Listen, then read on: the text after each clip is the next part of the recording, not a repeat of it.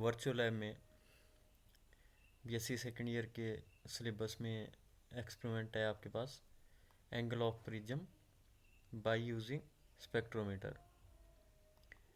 तो स्पेक्ट्रोमीटर का यूज़ करके हमने जो है angle of prism find out करना होता है। तो प्रिज्म का एंगल 60 डिग्री हमारे पास होता है, लेकिन उसको हमने स्पेक्ट्रोमीटर की हेल्प से और सोडियम लैंप की हेल्प से उस प्रिज्म के एंगल को फाइंड आउट करना है। तो इसमें सबसे पहले हम बात करेंगे स्पेक्ट्रोमीटर की। तो स्पेक्ट्रोमीटर बेसिकली हमारे पास एक सर्कुलर स्केल वाला इंस्ट्रूमेंट होता है। तो यहाँ पे हम देख सकते हैं कि ये इसकी सर्कुलर स्केल है। तो ये ऊपर से लिया हुआ व्यू स्पेक्ट्रोमीटर का हमारे पास है।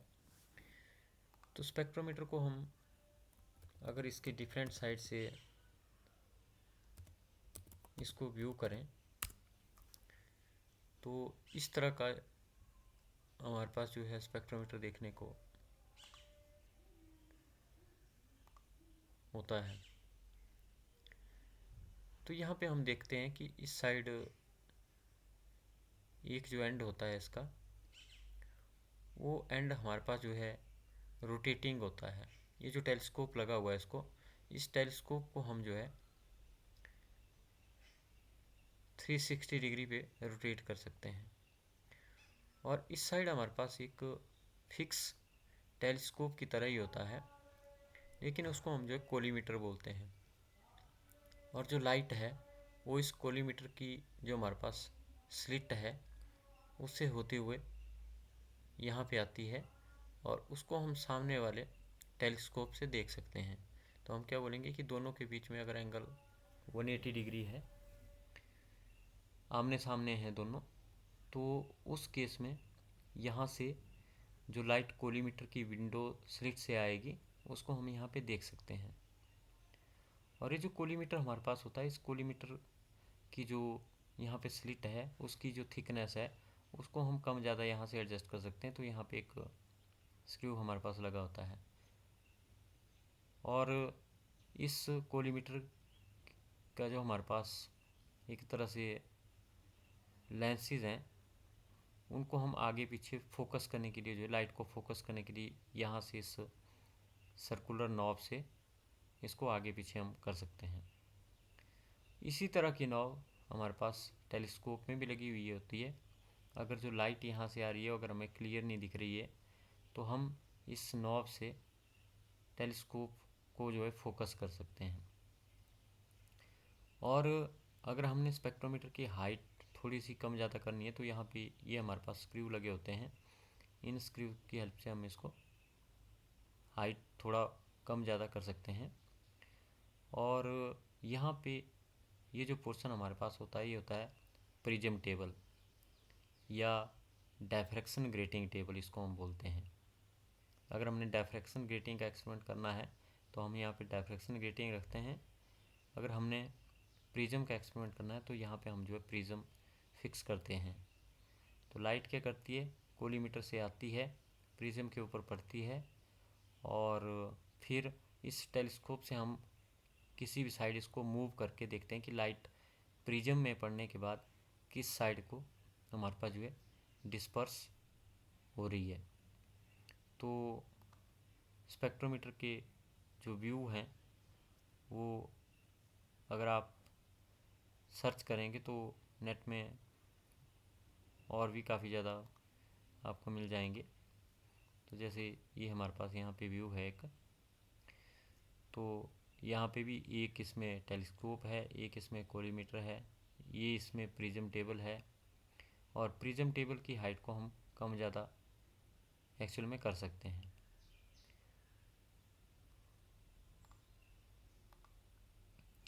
और अगर हम इसकी स्केल को देखें तो जो हमारे पास स्पेक्ट्रोमीटर स्केल है। स्पेक्ट्रोमीटर स्केल अगर हम देखें, जैसे हम ऊपर से इसका व्यू यहाँ पे देखते हैं, तो मान लो जो ये वाली डायग्राम है इसको हम यहाँ पे विजुलाइज करते हैं, तो यहाँ पे हम क्या देखते हैं कि यहाँ पे एक स्केल इसकी ये है, इसकी दूसरी स्केल ये है, तो इसको हम वर्नियर स्केल 1 बोलते हैं, इसको वर्नियर स्केल 2 बोलते हैं। तो ये हमारे पास कॉलीमीटर है, जिसके लास्ट में कि लाइट के आने के लिए स्लिट लगी होती है, वो लाइट प्रिज्म के ऊपर पड़ती है, फिर उस लाइट को कौन सी साइड को जाएगी वो लाइट प्रिज्म में से रिफ्लेक्ट होके या डिस्पर्स होके उसको हम इस टेलीस्कोप की हेल्प से देख सकते हैं, क्योंकि ये टेलीस्कोप जो है हर एक साइड में यहाँ पे हमारे पास जो है रोटेट हो जाएगा, तो जहाँ जिस साइड लाइट जाएगी उस साइड हम इसको जो है देख सकते हैं। तो ये हमारे पास सिंपल स्पेक्ट्रोमीटर था। अब हम बात करेंगे जो हमने यहाँ पे इसका ऊपर से लिया हुआ व्यू है हमारे पास, जो कि वर्चुअल लैब में भी आपको देखने को वहाँ पे मिलता है। तो यहाँ पे है हमारे पास लाइट का सोर्स। तो जैसे हम यहाँ पे लाइट सोर्स ऑन करते हैं तो ये हम क्या देखते हैं कि ये लाइट सीधी कोलीमीटर से पड़ती है और आगे जाके सामने बिल्कुल इसके टेलीस्कोप है। तो टेलीस्कोप में यहाँ पे ये लाइट हमें देखने को मिल रही है, मतलब देखना तो हमें यहाँ पे चाहिए, लेकिन उसको यहाँ पे मैग्नीफाई करके यहाँ पे ऊपर बनाया हुआ है कि जैसे ही मैंने लाइट ऑन की तो यहाँ पे बीच में उस स्लिट की एक लंबी सी लाइन हमें यहाँ पे दिखती है। तो अगर मैं लाइट ऑफ करता हूँ तो यहाँ वो स्लिट भी हमारे पास जो है गायब हो जाती है। तो जैसे ही सोर्स ऑन होगा, सोर्स की लाइट कोलीमीटर से जाएगी, सामने कुछ भी नहीं रखा है अभी हमने, तो ये जगह प्रिज्म टेबल वाली यहाँ पे खाली है, तो लाइट टेलीस्कोप से होती हुई हम उसको टेलीस्कोप के दूसरी साइड एंड से देख सकते हैं लाइट को सामने। तो जैसे हम देखें मैंने लाइट ऑन की तो यहाँ पे येलो लाइट आ गई, जैसे लाइट ऑफ की तो यहाँ से येलो लाइट चली गई। तो कोलीमीटर की लाइट को हम टेलीस्कोप से सामने को यहाँ पे देख रहे हैं। और ये जो यहाँ पे आप देख रहे हैं ये स्केल 1 है, ये स्केल 2 है, इसको हम वर्नियर स्केल 1 बोलते हैं, इसको वर्नियर स्केल 2 बोलते हैं। तो इन दोनों स्केल को हम जो रीडिंग के लिए चूज़ करते हैं, हम एक से भी रीडिंग लेंगे, दूसरे से भी रीडिंग लेंगे, और उन दोनों का एवरेज रीडिंग हम लेते हैं। और ये जो वर्नियर स्केल 1 है इसका मैग्नीफाई व्यू यहाँ पे बनाया हुआ है, यहाँ ये तो ये छोटी सी ये दिख नहीं रही है यहाँ पे, लेकिन यहाँ पे ये मैग्नीफाइड व्यू है इसका। तो जब हम एक्चुअल में एक्सपेरिमेंट करते हैं तो वहाँ पे भी ये स्केल बहुत छोटी होती है, तो इसलिए जो मैग्नीफाइंग ग्लास होते हैं उससे हम इस स्केल को देखते हैं। तो ये वर्नियर स्केल 2 है, तो दोनों स्केल एक जैसी होती है, लेकिन आप देख ही रहे हैं कि यहाँ पे एंगल कुछ और होगा, यहाँ पे एंगल कुछ और होगा। तो एंगल डिफरेंस दोनों स्केल में हमारे पास रहता है, क्योंकि दोनों स्केल आमने सामने हैं। तो यहाँ पे हमारे पास अगर 20 डिग्री मान लो एंगल होता है, तो इस स्केल में हमारे पास यहाँ पे ये 180 डिग्री पे है, तो लगभग 200 एंगल आपको जो सामने देखने को मिलेगा। तो रीडिंग आप एक स्केल से भी ले सकते हैं या दूसरी से भी ले सकते हैं या दोनों से भी ले सकते हैं रीडिंग। तो यहाँ पे हम जैसे ही लाइट ऑन करते हैं तो जो लाइट है वो येलो लाइट हम लेते हैं, और येलो लाइट जो है सोडियम लैंप की होती है। तो जब भी हमने लैब में ये एक्सपेरिमेंट करना है तो हम सोडियम लैंप लेके इस एक्सपेरिमेंट को करते हैं, और सोडियम लैंप की या लाइट की जो वेवलेंथ होती है वो 589 नैनोमीटर जनरली हम इसको लेते हैं, जो कि एक स्टैंडर्ड वैल्यू है। तो हर एक कलर की अपनी वेवलेंथ होती है, तो येलो लाइट की भी अपनी वेवलेंथ होती है। और जो लाइट एक सिंगल कलर की होती है उसको हम मोनोक्रोमेटिक लाइट बोलते हैं। या जो लाइट एक ही वेवलेंथ की होती है, एक कलर मतलब एक ही वेवलेंथ, एक कलर मतलब एक ही फ्रिक्वेंसी, या जो लाइट एक कलर या एक वेवलेंथ या एक ही फ्रिक्वेंसी की होती है उसको हम मोनोक्रोमेटिक लाइट यहाँ पे बोलते हैं। तो एक्सपेरिमेंट में हम क्या करते हैं कि मोनोक्रोमेटिक लाइट ऑफ सोर्स लेकर के प्रिज्म का एंगल फाइंड आउट करते हैं।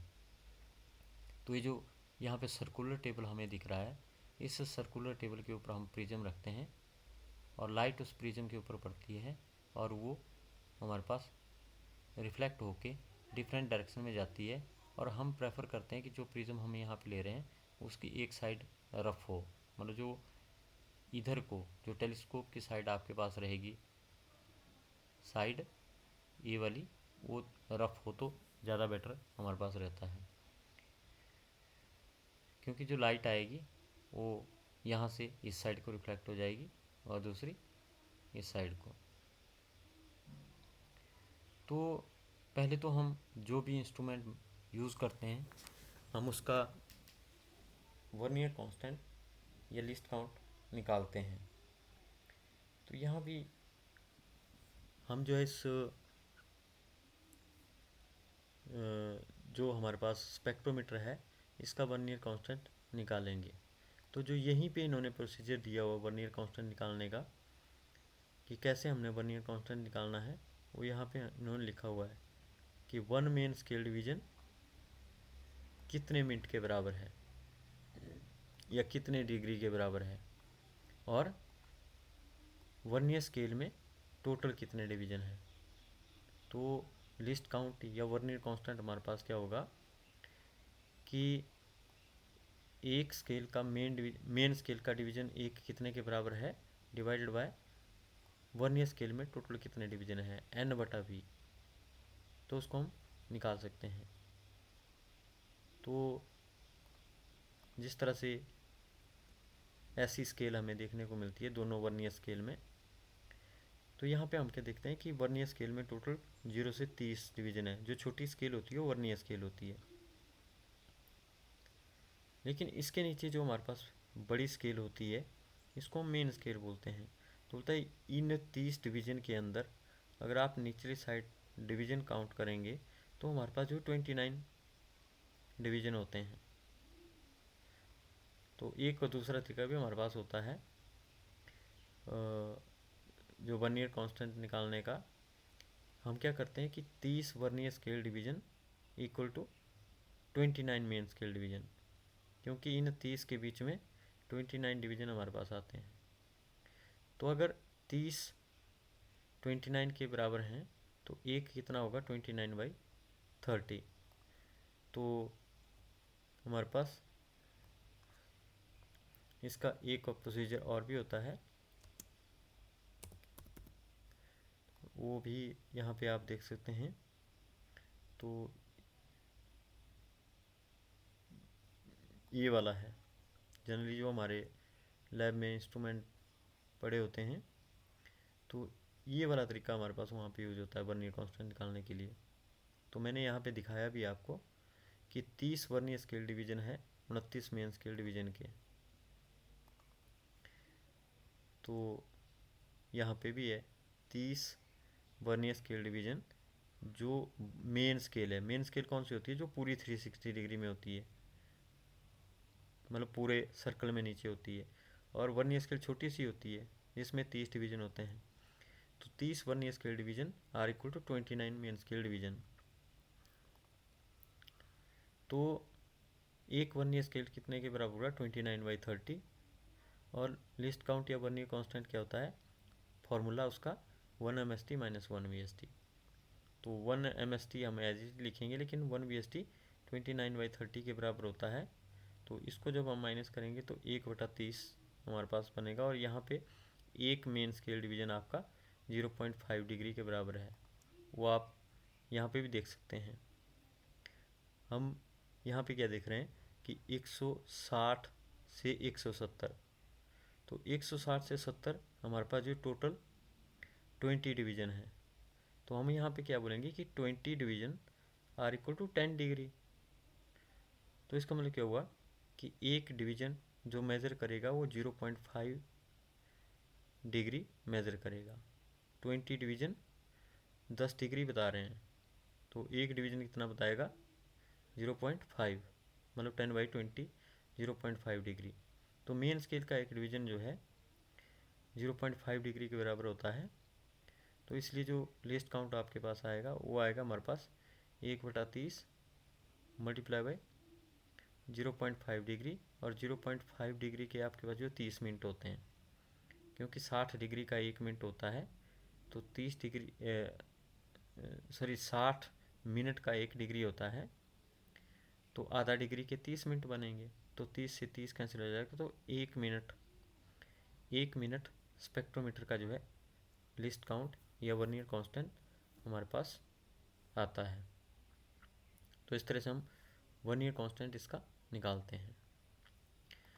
फिर हम देखेंगे कि ये एक्सपेरिमेंट हमने किस तरह से यहाँ पे करना है। तो वर्चुअल लैब में आप सर्च कर सकते हैं angle of the prism using spectrometer virtual lab, Google में अगर आप सर्च करेंगे तो ये अब यहाँ पे अब इस तरह से आपका जो है एक्सपेरिमेंट खुल जाएगा। लेकिन आपने सिमुलेटर के ऊपर टिक करना है, तो सिमुलेटर के ऊपर टिक करेंगे तो ये खुल जाएगा, और यहाँ से आप इसको फुल स्क्रीन मोड में कर सकते हैं। तो यहाँ पे आप देख रहे हैं कि आपको स्पेक्ट्रोमीटर दिख रहा है, तो ये उसका कोलीमीटर है, और ये हमारे पास जो है टेलीस्कोप है। और ये इस साइड से हमने ऐसे लाइनें बनाई हुई, मतलब टेलीस्कोप में हमें क्या दिख रहा है, कुछ धुंधला सा दिख रहा है। तो हमने क्या करना है कि पहले तो इस टेलीस्कोप को फोकस करना है। तो यहाँ पे हमारे पास फोकस के लिए ऑप्शन रहता है, आप इसको आगे की तरफ मूव करेंगे, धीरे धीरे मूव करेंगे, तो हम क्या देख रहे हैं कि जो इमेज है वो क्लियर होती जा रही है, और आपको जो पेड़ का पत्ता है या टहनी है वो आपको यहाँ पे क्लियर जब दिखेगी, इसका मतलब कि आपका जो टेलीस्कोप है फोकस हो चुका है। तो जब टेलीस्कोप आपने फोकस कर लिया, तो आपने अब स्टार्ट बटन पे क्लिक करना है। तो जैसे ही स्टार्ट बटन पे क्लिक करोगे, अब आपको जो है पूरा फुल फ्लैश जो इंस्ट्रूमेंट है जिस पे आपने प्रैक्टिकल करना है वो यहाँ पे दिख जाएगा। तो ये कोलीमीटर है, यहाँ से येलो लाइट कोलीमीटर पे आएगी, और कोलीमीटर से होती हुई दूसरी साइड टेलीस्कोप पे आपको दिखेगी, मतलब दिखेगी इस पूरे सर्कल पे, क्योंकि हमने क्या किया हुआ है, जो यहाँ पे छोटा सा आपको आँख से दिखना दिखना था यहाँ पे लाइट, वो यहाँ पे हमने उसको मैग्नीफाई करके यहाँ पे बनाया हुआ है। तो जैसे ही स्विच ऑन द लाइट हम करेंगे, तो यहाँ पे आपको एक येलो लाइन दिखना शुरू हो जाएगी, क्योंकि जो यहाँ से स्लिट से लाइट गई वो दूसरी साइड यहाँ पे आपको दिख गई। और ये लाइट अगर आपकी क्लियर नहीं है तो यहाँ से आप फोकस कर सकते हैं इसको। तो फोकस करके एक जगह ये बिल्कुल क्लियर आपको यहाँ पे दिखेगी। तो अब हमें एक क्लियर लाइन दिख रही है। लाइन क्यों दिख रही है? क्योंकि यहाँ से जो स्लिट है वो एक बिल्कुल नैरो विंडो हमारे पास है, नैरो विंडो हमारे पास है। तो नैरो विंडो से जो लाइट पास करेगी वो एक लाइन की तरह हमें यहाँ पे दिखेगी सामने। तो उसके बाद हम यहाँ से विड्थ भी सिलेक्ट कर सकते हैं। जैसे मान लो ये पतली है लाइट आपके पास, तो थोड़ा सा इसकी थिकनेस मोटी कर सकते हैं, लेकिन जितना आपको पतली अच्छे से व्यू हमारे पास हो तो उतना हम यहाँ पे ले सकते हैं। फिर हम क्या करते हैं कि इस प्रिज्म के ऊपर इस प्रिज्म टेबल के ऊपर एक प्रिज्म रख देते हैं प्लेस प्रिज्म से। तो जैसे हम प्लेस प्रिज्म करेंगे, आप यहाँ पे क्या देख रहे हैं कि वो लाइट गायब हो गई, जो लाइट थी यहाँ पे वो आपकी गायब होगी। तो ये ऐसा क्यों हुआ? क्योंकि आपने सामने प्रिज्म रखा, और प्रिज्म रखने से क्या हुआ, जो लाइट आपकी यहाँ से आई कोलीमीटर से होते हुए वो प्रिज्म के ऊपर पड़ेगी, और प्रिज्म पे जाके इसके जो दोनों फेस हैं, ये वाला और ये वाला, इन दोनों फेस से वो आपकी एक इधर को रिफ्लेक्ट हो जाएगी और दूसरी ऐसे आई और एक इधर को रिफ्लेक्ट हो जाएगी। तो हमने क्या करना है कि दोनों साइड जो लाइट आपकी रिफ्लेक्ट हो रही है उसका एंगल फाइंड आउट करना है।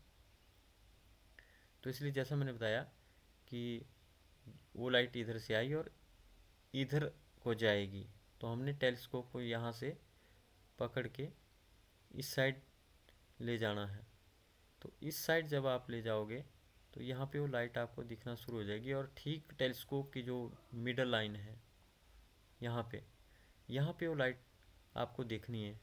मतलब आप टेलीस्कोप से जिस जगह पे लाइट देख रहे हो, मतलब इधर से लाइट आई और इधर को रिफ्लेक्ट होगी, तो इस जगह पे हमने बिल्कुल क्रॉस वायर पे उस लाइट को फोकस किया। टेलीस्कोप की क्रॉस वायर होती है यहाँ पे, उस पे इस लाइट को फोकस किया।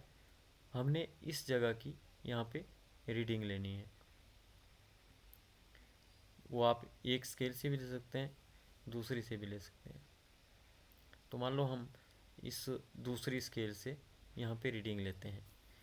कई बार हम दोनों स्केल से रीडिंग लेते हैं, फिर हम उनका एवरेज ले लेते हैं। तो यहाँ पे अगर हम इसको बिल्कुल मिडल में करें, यहाँ से टेलीस्कोप से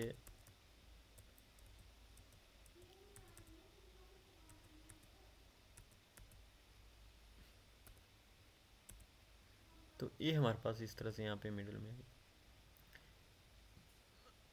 अब इस जगह पे अगर हम वर्नियर स्केल 2 यूज़ करें तो यहाँ की रीडिंग हमारे पास कितनी बनेगी। यहाँ पे हम क्या देख रहे हैं कि ये 250 है और इससे पहले क्या है 240 है, और ये हमारे पास कितना हुआ, ये वो हमारे पास 249.5। 249.5 तो क्लियर है, लेकिन ये 250 कहाँ पे है, ये है जीरो से पीछे, सॉरी मतलब वर्नियर स्केल की जो जीरो है वो 250 से पीछे है। तो इसका मतलब रीडिंग 250 से पीछे की ही लेनी है हमने। अगर जो वर्नियर स्केल की जीरो है, अगर वो 250 से पीछे है तो हमने 250 के पीछे की लेनी है। लेकिन यहाँ पे कितना हुआ 249.5, तो 249.5 डिग्री तो कंप्लीट है। हमें पता है कि जो सर्कुलर स्केल होती है पूरी मेन स्केल, उसमें 360 डिग्री होते हैं। तो यहाँ पे ये हो गया 249.5 डिग्री। तो मैंने इसको नोट कर दिया कि ये 249.5 डिग्री है। लेकिन हमने लिस्ट काउंट या वर्नियर कांस्टेंट भी निकाला हुआ है। तो फिर हमने क्या करना कि इस स्केल का जो वर्नियर स्केल है, इसका जो डिवीज़न एग्जैक्टली कंसाइड कर रहा है उसको हमने देखना है ऊपर वाले डिवीज़न के साथ। तो ऊपर वाले डिवीज़न के साथ ये देखो हमारे पास ये दोनों आमने सामने हैं। तो ये हमारे पास हुआ 8वां डिवीज़न, ये 10, ये 9, ये 8। तो 8वां डिवीज़न जो मेन स्केल है उसके किसी डिवीज़न के साथ कंसाइड कर रहा है। तो हम क्या बोलेंगे कि हमने इसको मल्टीप्लाई करना है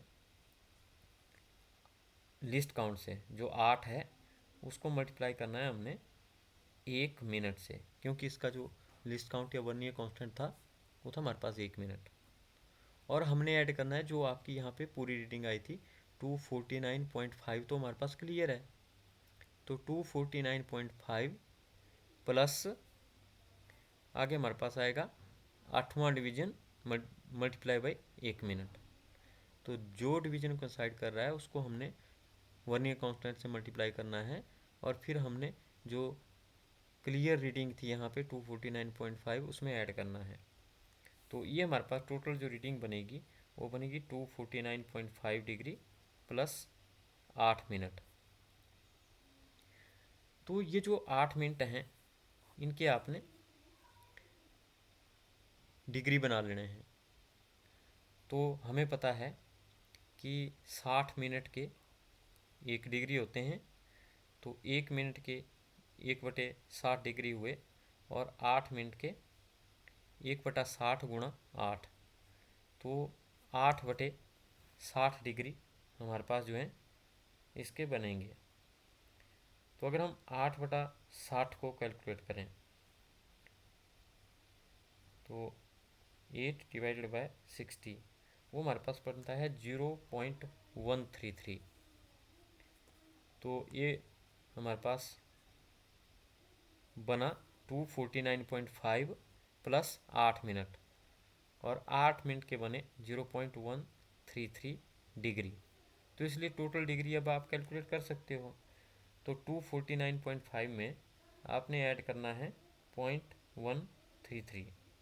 तो ये हमारे पास जो 249.5 प्लस 0.133, तो ये 249.633 बन जाएगा। 249.633। तो ये हमारे पास बन गई यहाँ पे रीडिंग। जो ये वाला टेलीस्कोप में आपने लाइट देखी, मतलब जो लाइट राइट साइड की तरफ आपकी जो है प्रिज्म से रिफ्लेक्ट हो रही है। फिर हमने क्या करना, स्केल यही देखनी है जिस स्केल को हम देख रहे हैं वर्नियर 2 को। इस टेलीस्कोप को रोटेट करके हमने दूसरे साइड वाली लाइट जाके देखनी है कि कहाँ मिलेगी। तो ये देख रहे हैं हम, तो ये लाइट जो स्लिट है ये भी हमने क्रॉस वायर पे लेके आनी है। तो जब ये यहाँ पे क्रॉस वायर के ऊपर एग्जैक्टली आ जाएगी, तो ये हमारे पास आ गई। तो फिर से हमने जिस स्केल पे पहले रीडिंग ले रहे थे उसी पे ही रीडिंग लेनी है, उसी पे ही रीडिंग लेनी है। तो यहाँ पे है 140 या 130, लेकिन जो जीरो है वो 130 से थोड़ा सा पहले है। 130 से हमारे पास थोड़ा सा पहले यहाँ पे लग रही है, या हम ये बोलें कि ये पूरा 130 डिग्री है एग्जैक्ट। ये दोनों मैच हो रही है 130 डिग्री, और यहाँ पे हम देख रहे हैं कि 30वां डिवीजन भी एग्जैक्टली मैच हो रहा है। तो ये पूरा 130 डिग्री ही हमारे पास यहाँ पे बन रही है। तो ये हमारे पास बनी 130 डिग्री। तो एक साइड की आ गई हमारे पास 249.633, और दूसरी साइड की आ गई हमारे पास 130 डिग्री। तो दोनों को हमने माइनस करना है। तो ये एंगल हमारे पास आता है एक्चुअली 2 थीटा। मतलब जो लाइट आपकी इधर को गई और जो लाइट आपकी इधर को गई, तो वो एंगल हमारे पास होता है 2 थीटा। तो जो थीटा मतलब एंगल ऑफ प्रिज्म हमारे पास निकलेगा वो इससे 2 थीटा का आधा निकलेगा। तो अगर यहाँ पे देखें, इस साइड की रीडिंग थी 249.5 डिग्री और इस साइड की रीडिंग थी हमारे पास 130 डिग्री। तो दोनों को माइनस करेंगे, 249.633 माइनस 130 डिग्री, तो ये हमारे पास बनेगा 119.633 डिग्री। मतलब जो लगभग आपका 120 हुआ, और 120 का आधा हमारे पास जो है 60 डिग्री होगा। तो इस तरह से हम जो है एंगल ऑफ प्रिज्म यहाँ पे निकाल सकते हैं।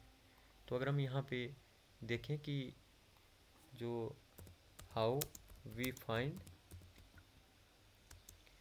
एंगल ऑफ प्रिज्म, तो आप यहाँ पे भी देख सकते हैं किस तरह से एंगल ऑफ प्रिज्म आपका फाइंड आउट करते हैं। तो हमारे पास कहीं पे इसका प्रोसीजर दिया होगा, या जो हमने वर्चुअल लैब ओपन की है उसके केस में भी जो हमारे पास थ्योरी है वहाँ भी दिया हुआ है। तो यहाँ पे हम क्या देख रहे हैं कि ये स्लिट से लाइट आ रही है, और आपने ऐसे जो प्रिज्म रखना है और जो लाइट की स्लिट है जो एज है वो उसकी तरफ करना है। तो जब ये लाइट इसके ऊपर पड़ेगी, एक इधर को जाएगी और दूसरी इधर को जाएगी। तो इधर वाली रे है वो इधर को रिफ्लेक्ट हो रही है, और जो ये वाली रे है ये इधर को रिफ्लेक्ट हो रही है। तो इनके बीच में जो एंगल हमारे पास बनेगा, अगर हम उसको थीटा बोलेंगे, तो इस थीटा का आधा एंगल ऑफ प्रिज्म हमारे पास होता है। मतलब ये एंगल हम कितना निकाल रहे हैं, 119.6 डिग्री ये वाला, और इसका आधा हमारे पास कितना बनेगा, लगभग 60 डिग्री। तो इस तरह से हम एंगल ऑफ प्रिज्म यहाँ पे सिमुलेटर में इसको निकालते हैं। और सिमुलेटर का पहले तो आपको यही व्यू दिखता है, लेकिन जब आप इसको फोकस करते हैं और फोकस जब हो जाता है तो स्टार्ट करके जो एक्चुअल में आपने एक्सपेरिमेंट करना है उसका व्यू हमें यहाँ पे दिख जाता है। तो प्लेस प्रिज्म करते हैं, तो यहाँ पे जैसे मैंने बोला कि जो लाइट आ रही है उसके सामने हमने प्रिज्म का एज रखना है, और जब हम इसको एक्चुअल में लैब में करते हैं तो जो रफ सरफेस है वो हम इधर को रखते हैं, इधर को। तो लाइट इधर से इधर को जाती है और इधर से इधर को जाती है। तो हमने लाइट इस साइड भी देखनी है और लाइट इस साइड भी देखनी है, तो उन दोनों के बीच का एंगल हमने यहाँ पे निकालना है।